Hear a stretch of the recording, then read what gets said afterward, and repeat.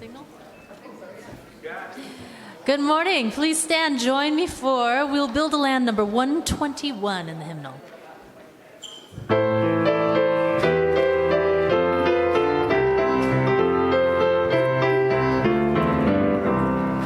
We'll build a land where we bind up the broken. We'll build a land where the captives go free, where the oil of gladness dissolves all mourning. Oh, we'll build a promised land that can be. Come, build a land where sisters and brothers, anointed by love, may then create peace, where justice shall roll down like waters, and peace like an ever-flowing stream. We'll build a land where we bring the good tidings to all the afflicted and all those who mourn, and we'll give them garlands instead of ashes. Oh, we'll build a land where peace is born.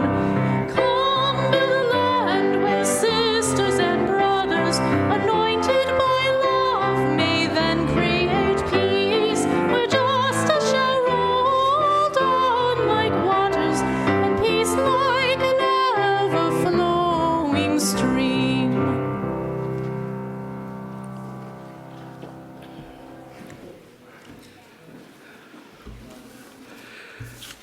Good morning, and welcome to the Unitarian Universalist Church of Spokane, where our mission is to come together to create a nourishing, liberal, religious home and to champion justice, diversity, and environmental stewardship in our wider world. Or as we say in short, to create communing, find meaning, and work for justice. We are glad to have you with us.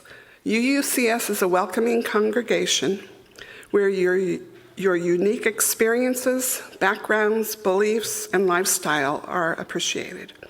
If you're one of our long-term members or have been here a short time or visiting it for the very first time, we are glad you are with us. We are also grateful for those of you who are streaming the service today. We are delighted to have you with us.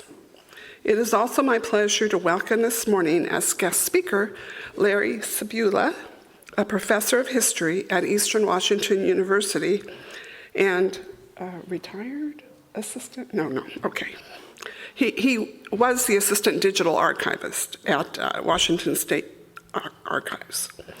I look forward to his insights and knowledge on the changing face of local history, and will introduce him more in depth later in the service. Now take a few moments to greet one another and be sure to say hello to someone you haven't met.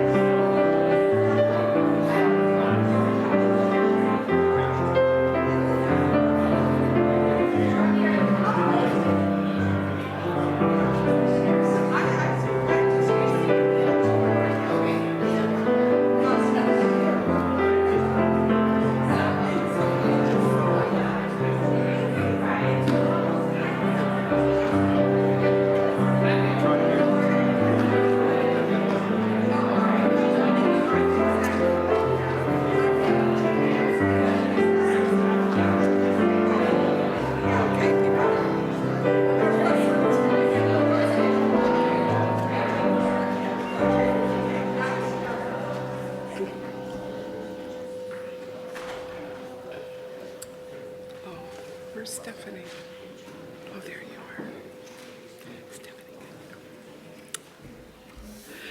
We now turn from our informal greeting of one another to formally begin our service by lighting our chalice, the symbol of Unitarian Universalism, the symbol of our unity and solidarity, of our openness and inclusion, of our community and individual uniqueness. May this small flame be an offering of warmth to those who are cold and alone, and a light to those in darkness. May it be a flame that ignites justice in our world and a beacon of hope to those in need. And may it reflect at least a spark of truth wherever truth has been lost, and cast a healthy shadow of doubt wherever it has been found. For the opening reflection by Howard Zinn, an American historian. History is instructive. What it suggests to people is that even if they do little things, if they walk on the picket line, if they join a vigil, if they write a letter to their local newspaper, anything they do, however small, becomes a part of a much larger sort of flow of energy. And when enough people do enough things, however small they are, then change takes place.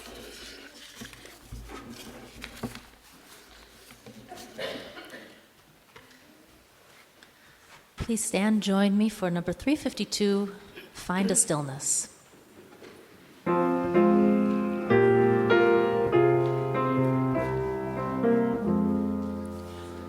Find a stillness, hold a stillness, let the stillness carry me. Find the silence, hold the silence, let the silence carry me. In the Spirit, by the Spirit, with the Spirit giving power, I will find true harmony. Seek the essence, hold the essence, let the essence carry me. Let me flower, help me flower, watch me flower, carry me. In the Spirit, by the Spirit, with the Spirit giving power, I will find true harmony.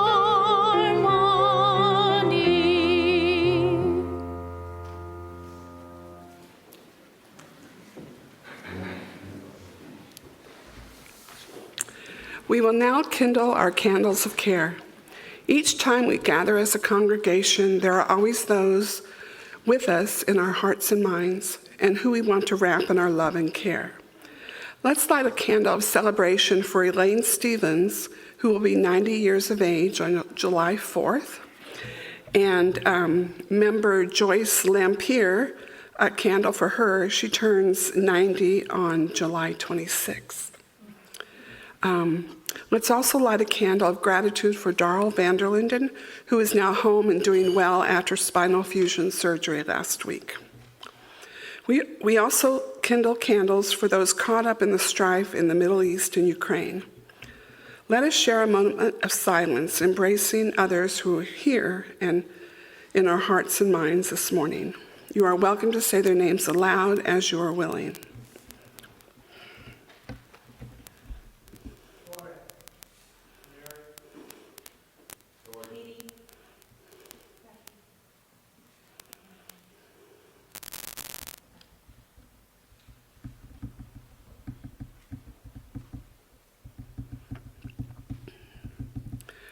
Those named aloud and those embraced in our silence, and all those who are suffering elsewhere in our world at this hour, we hold in our community of compassion.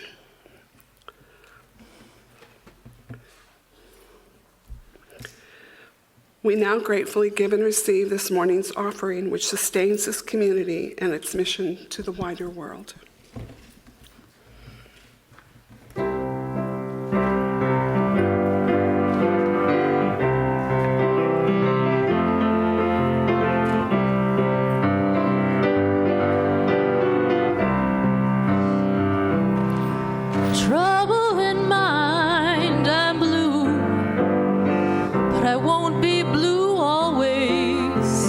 the sun's gonna shine in my back door someday.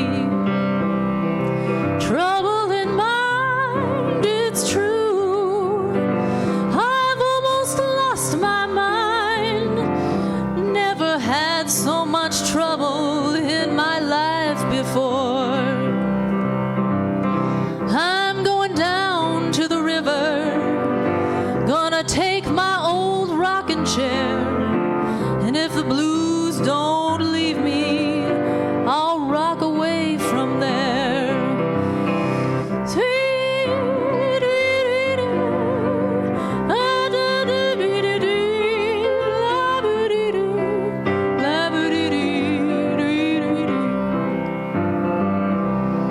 Trouble in mind, I'm blue, but I won't be blue always, 'cause the sun's gonna shine in my back door someday. 'Cause the sun's gonna shine in my back door someday.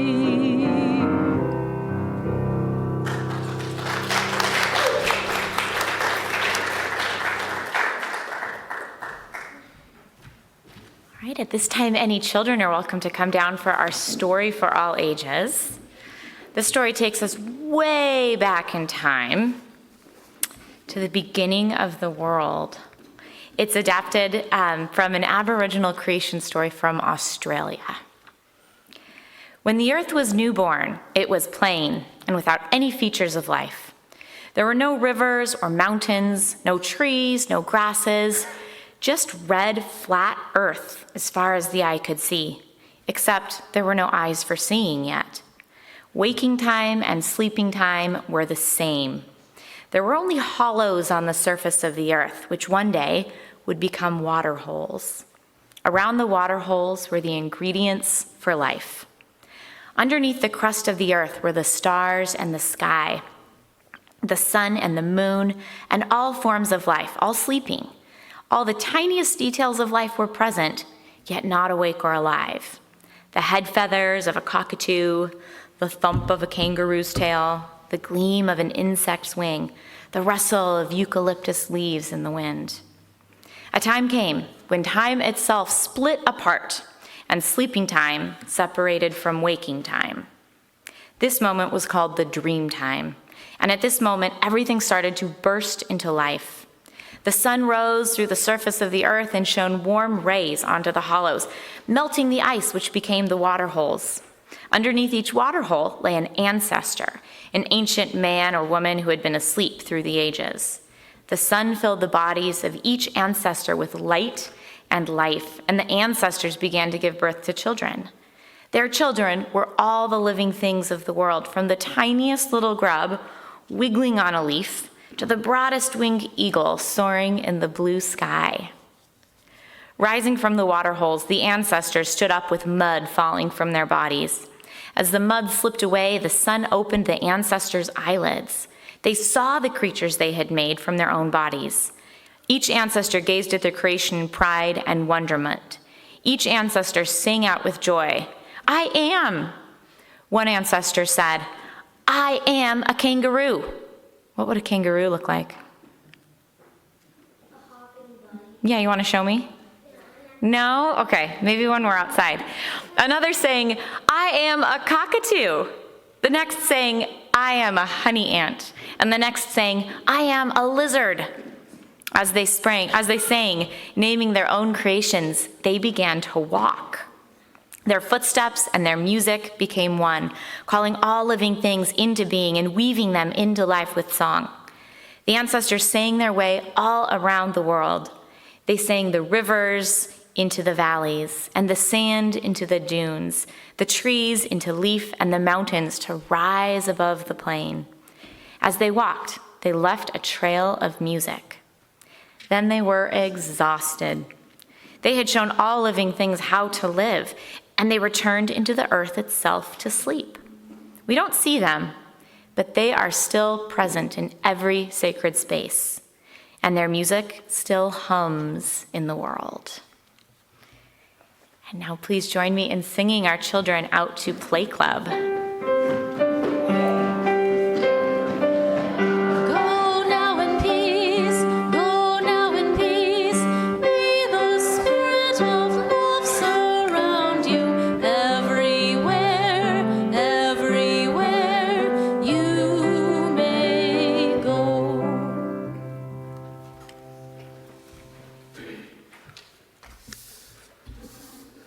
For the meditation, words from Pierre Teilhard de Chardin. Someday, after mastering the winds, the waves, the tides, and gravity, we shall harness for God the energies of love, and then, for a second time in the history of the world, man will have discovered fire.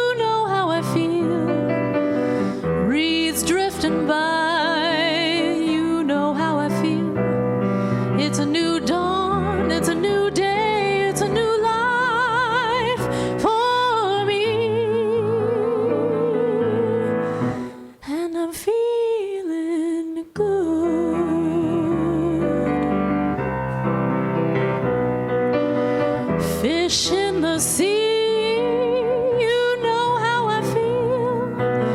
River running free, you know how I feel. Blossom in the tree, you know how I feel. It's a new dawn, it's a new day, it's a new life for me. And I'm feeling good.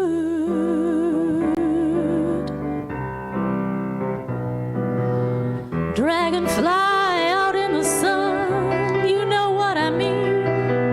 Butterflies all having fun, you know what I mean. Sleep in peace when the day is done, that's what I mean. And this old world is a new world and a bold world for me. And I'm feeling good.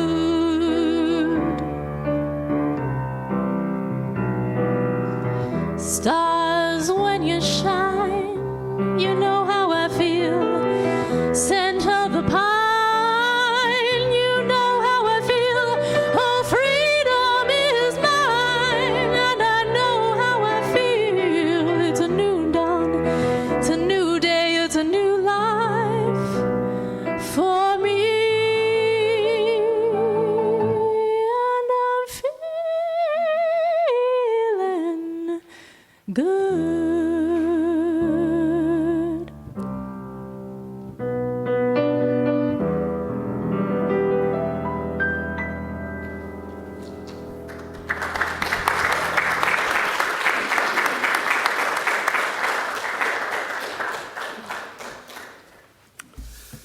Our guest speaker today is Larry Cebula, who will present The Changing Face of Local History.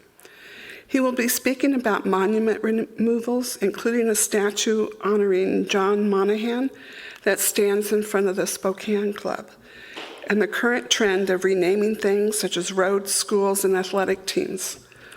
Larry is the author of Plateau Indians and the Quest for Spiritual Power and Nearby History, Exploring the Past Around You. Please give a warm welcome to Larry Cebula.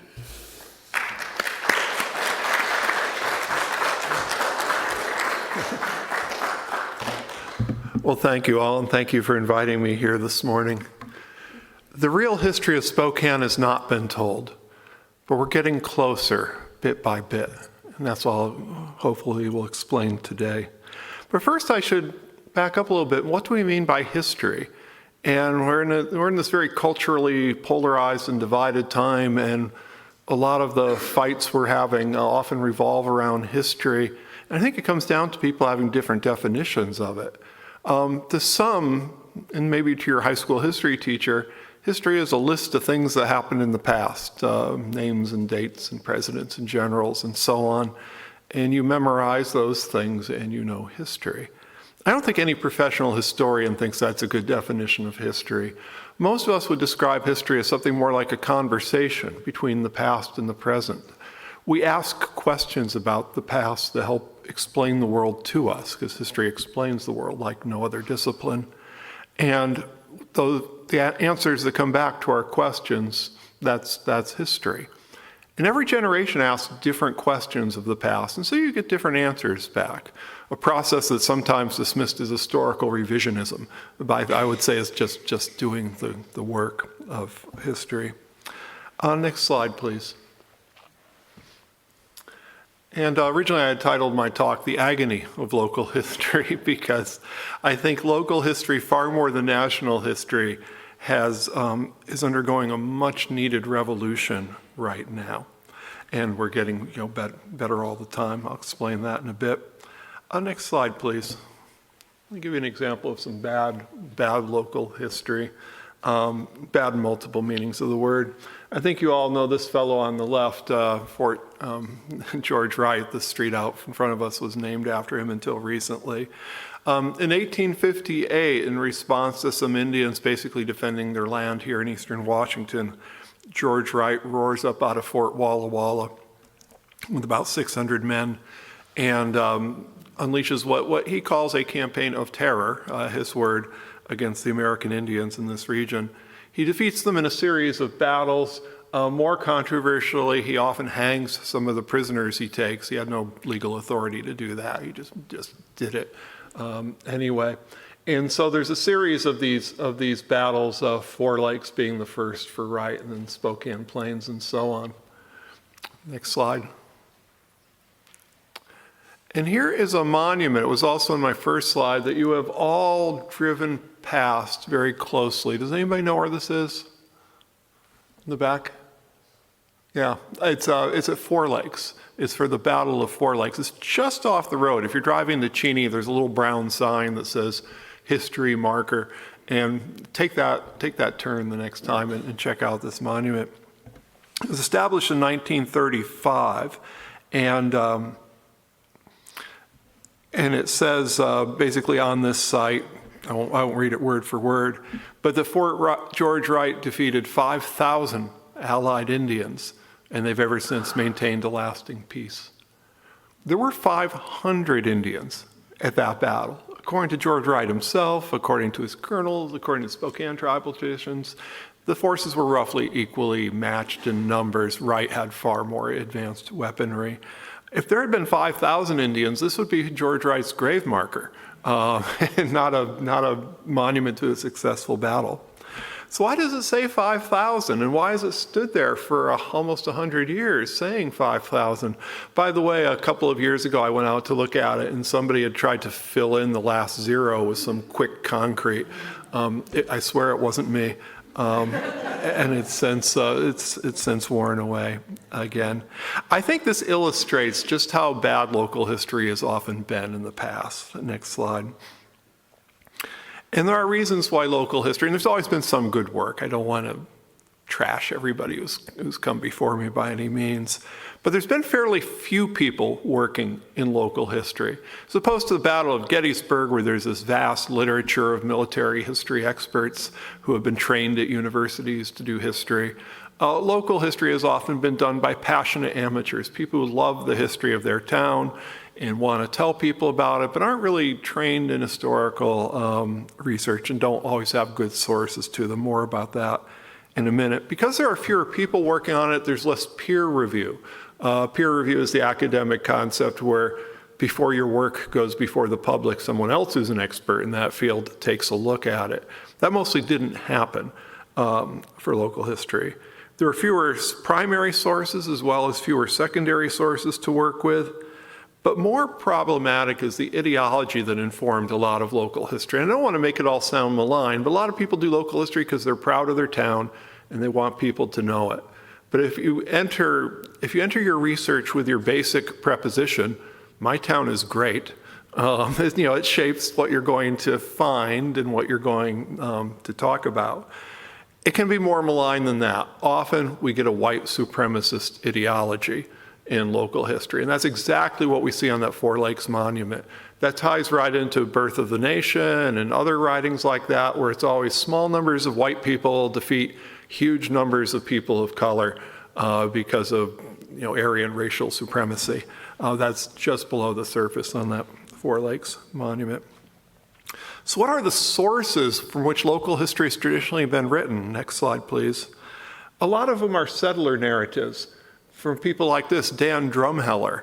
You've probably heard of Drumheller Springs here in Spokane. Drumheller was a very early white settler to this region.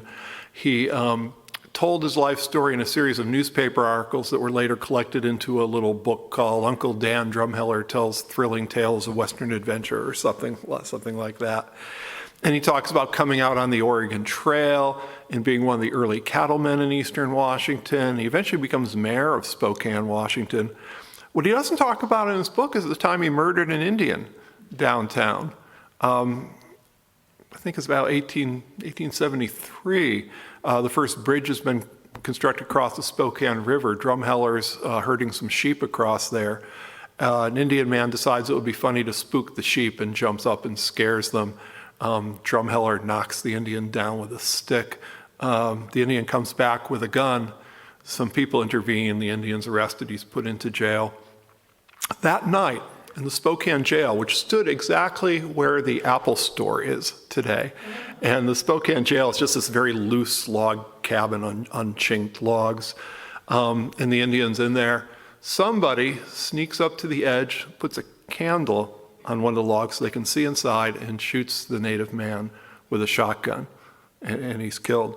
Dan Drumheller is arrested the next day for this. They must have had cause to arrest him, and the charges are dropped at some point. The records just aren't very clear from that far back, and Drumheller goes on. But in all the stories of local history about Dan Drumheller, I had never run into that one, except in a few old newspapers. Next slide. And newspapers are a source for local history, but until recently, they're fairly inaccessible. You had to go to the Spokane Public Library and ask to see the old microfilm. And my God, it's needle in a haystack time doing that kind of research. But also newspapers are often called the first draft of history, but it's a certain kind of history. Newspapers are published and owned by the rich and powerful, and they write about other people sometimes, and sometimes they do not.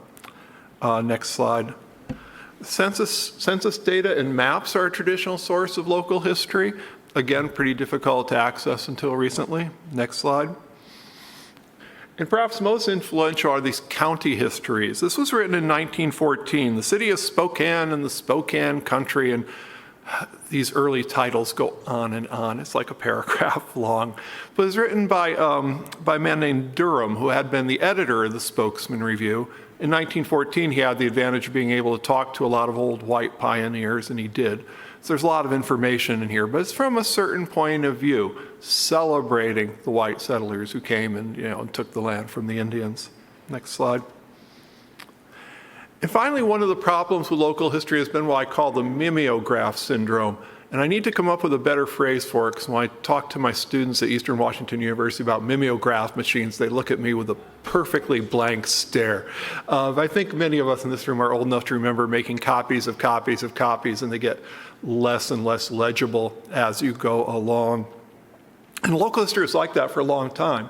So here we see Durham's 1914 book, and there is an author named Kay who wrote a series of books about Spokane history in the 1970s and 80s, and it's basically just the same thing from Durham rehashed one more time. The next slide. All of that is changing and changing very fast right now. We're in a revolution of understanding our own history, not in just this community, but in others. And there's a number of reasons for that. Next slide. And the first one is just all of the additional records coming on to the internet. When the internet opened its big fat mouth, 20 some odd years ago, I used to work at the Washington State Digital Archives, and one of their first projects was imaging all of the birth, death, and marriage records for the state and putting those up online. And of course, a death certificate for someone is often a short biography of that person, where they were born, who their parents were, what they died from, what their employment was. You put those together for everybody who died in Washington State, and it's an incredible resource for our history. And not just the digital archives, but things like Google Books and Ancestry and newspapers getting digitized. We have a flood of information, and a digital source is keyword searchable, which is a great convenience, to put it mildly. Next slide. Another thing that's changing the way we do local history is electronic communication. And it's enabling people who do local history to talk to each other on the regular and begin to get that peer review and that fact checking in a community of local historians who can help each other out. This is a Facebook group I created about 6 or 8 years ago called Spokane History Researchers, because I realized there were people who knew things about the history of Spokane that I didn't. And I thought I could maybe lure them to join my Facebook group so they do their homework for me. And there's 6,000 members of it now. And there are on the daily people asking historical questions and getting answers on this. It's not a nostalgia group. It's not like, who remembers cruising Riverside? Oh yeah, that was cool. Those groups exist already. This is for doing research. And out of this group has come people publishing books and articles and stuff that are of a better quality than they would have been without that communication. Next slide. The largest thing that's changing local history, though, are the new voices coming into it, the new attitudes, the new questions that I alluded to at the beginning. We're in the middle of a racial reckoning in this country post George Floyd. And it's a racial reckoning that's being, mightily resisted. I don't have to tell you that, but it's happening anyway. And it's making us look at our history again and see how much of it is based on things like white supremacy. And it's also bringing in new scholars. My first book was about the history of American Indians in our region, and I was one of fairly few people writing about that in 2003 when the book came out. There are a lot of people working on it now, and a lot of them are American Indians themselves. So I very much stepped back from that field, and not in any bad way, but encouraging these people I see as the true guardians of this history coming out and telling it. So new voices and attitudes are changing local history. Let me very quickly show you some examples of historical projects going on in our town. Next slide. And next slide. One, we talked about statue removal. This is James Monaghan. He stands in front of the Spokane Club. For years, I would begin my public history class with showing a picture of the statue of James Monaghan. I would ask my students, most of them from the Spokane area, who's seen this before? And they'd all raise their hands. I'd say, who is it? And their hands would go down, they'd look at the ground and hope I didn't call on them.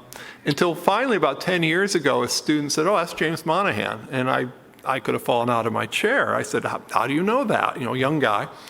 And he says, well, I'm Samoan. There's a big community of Samoans here in Spokane, people who've been transplanted. We all know who that guy is. James Monaghan died in the American invasion of Samoa, I think 1899. He died heroically in what was a pretty brutal and horrible war where American warships shelled villages full of women and children, and then Monaghan and the others would go in and burn what was left of the villages. He was ambushed. He died defending his commander. Being from Spokane and being the first graduate of a military academy from Spokane, he went to Annapolis. He was celebrated, and they built this statue of him. But the student said to me, goes, all of us Samoans know who it is. My mom would point out, and she'd go, there was and he used a Samoan phrase I won't try to replicate, but it translates to a poor baby. There's the poor baby who tried to destroy us and tried to destroy our culture, but we got him. So the only people in Spokane who knew who the statue was until the recent controversy are the Samoans. So there's a group of Asian Pacific Islanders who've banded together, who've been lobbying the government to remove this statue. A process is being established, and I think ultimately it's probably going to come down in the next year or two as not being something worthy of celebration. Next slide. African American history is a rich vein of research that's finally happening in Spokane. Of course, there were African American pioneers from the very earliest days of Spokane settlement, many of them former slaves. There's a man named Peter Barrow who was born a slave, became a state legislator in Louisiana during Reconstruction, fled to the Pacific Northwest when the Klan rose up in Louisiana, established a church here in Spokane, established businesses. So there's a lot of research being done. On the left is a book, Black Spokane by Dwayne Mack. That's a very good introduction to that. But the research continues. On the right is a flyer for something I was honored to participate in last fall, a community scanning day at the Carl Maxey Center. So the Spokane Public Library and the Carl Maxey Center worked together, and they said to the Black community in Spokane, bring us your historic photographs. Bring us your historic documents. We will scan them. We will put them into a digital archive. We will give the original document back to you, also a flash drive with the scans of them on it. Help us build a database of Black Spokane history. So we set it up one Saturday, and by the end of the day, we had scanned 540 photographs and documents of Black Spokane history. You can begin to access them at the Spokane Public Library webpage right now if you look for the Carl Maxey Center collection. Next slide. Something that's just beginning to be explored in a meaningful way is LGBTQ history in Spokane, Washington. Someone once said to me that LGBTQ people are the one minority that's randomly distributed through the population in every generation. And it's absolutely true. And they're everywhere and have been everywhere and have been a part of our history forever. But it's a history no one's explored until recently. This is just a portion of a timeline called the Spokane Pride and Remembrance Project. I'll have a QR code at the end of this presentation, and there are links to all of these in it. And some people in Spokane have begun really thoroughly mining the LGBTQ history in Spokane. And it's deep and it's rich and it has many stories I've never heard before, having studied Spokane history for 20 years. It's exciting. And I think this timeline will become in the future a museum exhibit, will become a book, will tell us much more about our history that we didn't know. Next slide. Another history that's too often ignored is early Chinese and Japanese history in Spokane. In 1906, there were so many Japanese businessmen in Spokane, they put out their own directory of Japanese-owned businesses in Spokane. It's you can look at this directory at the MAC. I think they might have digitized it. There are also many, many Chinese in the early history of Spokane, many of them former railroad workers who came here and ran laundries and did vegetable gardening and stuff like that. And their history is more or less forgotten until recently. On the right is an exhibit that I think is still up at the Spokane Public Library, but if it is, it's only up for a few more days. It's called Remembering Trent Alley, and it's a rich, powerful museum-quality exhibit about the Chinese and Japanese in early Spokane. It brings together a lot of research I've never seen before, and again, I think it will become a publication. Next slide. This is my baby, Spokane Historical. Probably some of you have blundered into this along the way. It's a smartphone app and a website for local history. At Eastern Washington University, my students, instead of writing me a paper at the end of class that I put a grade on and then they throw it away, they write a story for this website, about a place-based story about a historic site in Spokane. We have 700 stories there now. Next slide. And finally, this is my last example of how local history is changing. I'll touch on this only briefly because my former student, Logan Camporelli, I know spoke to this group about this a year ago. But the Racial Covenants Project, for those of you who don't know, a racial covenant is a covenant is a document binding on a property that says how the property may and may not be used. Starting in the mid-20th century in Spokane and every other place in America, some developers, and not all, began to add racial restrictions. Only members of the Caucasian race may live on this property. Those were struck down in 1968. You couldn't write them anymore, but they're still in the and they're not enforceable, but they're still in the chain of title for 7,500 homes in Spokane.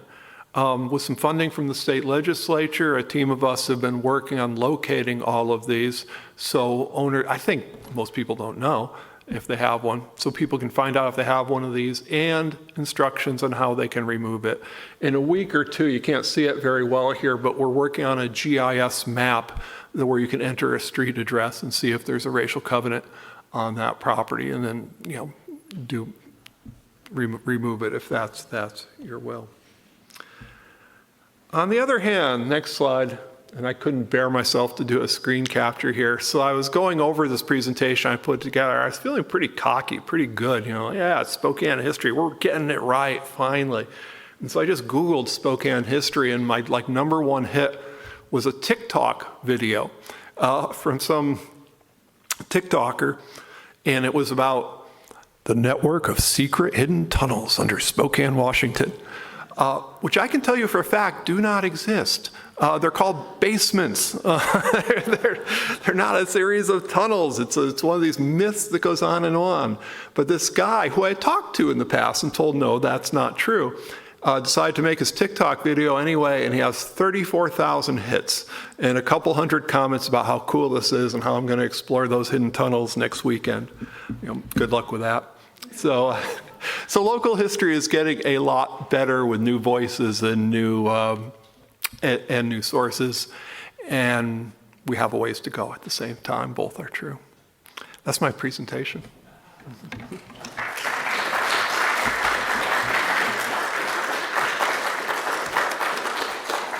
Thank you so much. So we did this the first service. We have a few minutes left, and if you're okay doing it, does anybody have any questions? We don't have a mic to go around, so you have to make your questions short enough that he can repeat them so that people listening online can hear them. Yeah. I'm sure you know that statue removals and that are very controversial. People have various opinions. What some people say is leave the statue up, but put something next to it that says we don't have these attitudes anymore, or these attitudes are unacceptable. So then what do you think about that kind of, if it is a compromise position? Yeah. The question was, what about leaving controversial statues up and interpreting them better with some panels and stuff? It's been done in some places. I forget exactly what the monument is, but somewhere in western Washington, there's a state historical marker that's pretty racist, and the local against Indians, and the local tribe has come in and put up a bunch of plaques around it explaining this history isn't really true, and here's what actually happened.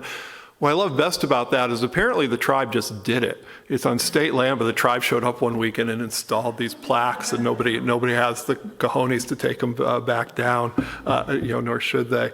It's not a bad idea. The people most affected by the statue seem to want it gone, and this guy committed some war crimes, so I don't know. It's a decision not to be made by historians, but by the community working together. Other questions? Yes? When I was growing up here in Spokane, that area where Qualchin Hills Golf Course is, Right. and all those housing developments, was all Japanese farms. Okay. Why they went away? I've seen that in old maps as well, and what's the park right to the right of Sunset Hill as you climb up on the interstate? Anyway, that area was also a lot of Chinese and Japanese farms. I don't know, except that most people leave farming when they have the opportunity. I used to teach in Southwest Missouri at a university, and all my students were farmers' kids, and I'd say, how many of you are going to farm? And are you crazy? That's why we're here. So I think they just advanced economically, is my guess. Yes, in the back. one of the common names and locations in Spokane is Vinegar Flats. Sure. What can you tell us about that background, that name, and that area for those who don't know the area? Sure. A good friend of mine lives in Vinegar Flats. It's a fascinating area. Of course, that was the home of the Upper Spokane Indians, who've camped, camped is not the right word, lived all up and down Hangman or Latah Creek. It's called Vinegar Flats because of vinegar works there. And in the 19th century, Americans were crazy about vinegar in a way we can hardly understand because it was such a useful preservative in the age before refrigeration. Also a highway that used to go through Vinegar Flats, and not where Inland Empire Way is now, but on the other side of the creek, connected Canada to Mexico. It was called the Three Kings Highway. And along it, there's a little bit of a concrete structure, and it doesn't look like it, but it's an old horse trough to water people's horses as they came up the hill into Spokane. Again? Oh, sorry. I've seen a couple of interesting documentaries about battlefield archaeology, which digs up these old historical things, like under, I think it's Vilnius, Lithuania. They dug up all these bodies and so on, and all these uniforms. It turns out there were the soldiers from Napoleon who died in the thousands. Right. What's going on around here like that? The question is what kind of battlefield archaeology is being, or other archaeology. I'm not an archaeologist. I know a little bit about it. Of course, with anything with Native Americans, there's a lot of sensitivity there, quite properly so, in wanting to work with them. And very often they're not, digging up their ancestors' remains is not something they are in favor of. I don't know what battlefield archaeology has been done, for example, for Four Lakes, because I think a lot of that land around Four Lakes is relatively undisturbed since the fight there. Of course, there's like metal detectorists out there who are just a bane on the historian's existence, because they take stuff out of context. And where exactly a bullet is found could tell you a lot about a battle. A bullet in some guy's pocket, like, oh, yeah, I found this out at Four Lakes somewhere, tells us like nothing at all. A former student of mine works at the MAC now as an archivist there, and she got an inquiry from some person. She showed me one day while I was there saying, yeah, I need a map of the horse slaughter camp because I'm a metal detectorist. I'm going to go out there and dig up a bunch of stuff at the battlefield site. And she's there, no, absolutely not. I'm not helping you. But there's a lot archaeology can tell us, absolutely. I don't know what the state of it is right now. In the back again? Yeah, what can you tell us about trolleys in the Spokane T, Liberty Lake area, one part, and then the other interurban line that I know went from Spokane down through some of the small towns in our county and Whitman County? Yeah. I mean, trolleys are absolutely central to the growth of Spokane and every American city in the late 18 and early 1900s, before automobiles especially. And all of our neighborhoods in Spokane, all our historic ones, are more or less laid out along what were trolley tracks. The interurban lines continued out to Cheney and to Medical Lake and to Coeur d'Alene. Wouldn't it be nice to have that again? And there was something called the Bug, which was a line that you're talking about that went down into like Rockford, and I don't think it went as far as Pullman. I think it ended in Colfax, but I'm not sure about that. Is there a question over here? Yes. I'm wondering what you know about the old cemetery that is north of Hilliard, and I think some of us became aware of it when it was vandalized and defaced some years ago. And I believe there are military people buried there, and I just wonder, and also what might be being done to kind of preserve it or take care of it. Yeah. Cemeteries are a particular fascination for me. They're open-air museums of the common man. The one I think you're talking about, I visited on a bike ride recently, and if we're talking about the same one, it was in part a cemetery for converted Indians for the Catholic mission that was there. Those graves were mostly unmarked, so I think the people are still there, and then later white farmers in the area. As far as the maintenance of cemeteries, it's almost entirely volunteer. When all of these were founded, there was a cemetery association that would take care of it, and usually out of budget and stuff, and especially for the small rural ones over the years, everybody's just kind of died, and there's usually a local farmer who weed eats the cemetery or something like that. But I've seen some that are completely abandoned. They're not owned by government, and I don't know of any government programs to maintain them. Anything else? Is there anybody on Zoom who wants to, or do we not Zoom the 11th? It's just the first service where we have Zoomers, yeah. Okay, very good. Well, thank you so much for having me.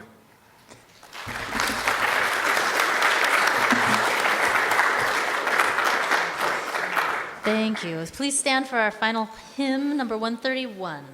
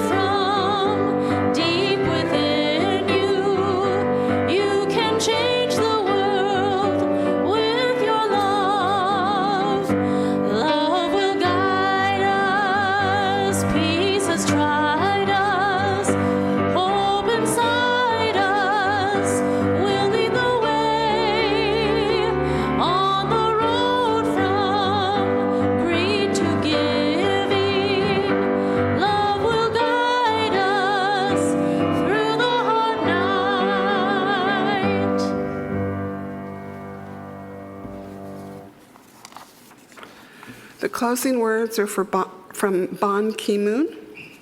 Throughout human history and any great endeavor requiring the common effort of many nations and men and women everywhere, we have learned is only through seriousness of purpose and persistence that we ultimately carry the day. We might liken it to riding a bicycle. You stay upright and move forward so long as you keep up the momentum. Amen. Blessed be. Salam alaikum and shalom.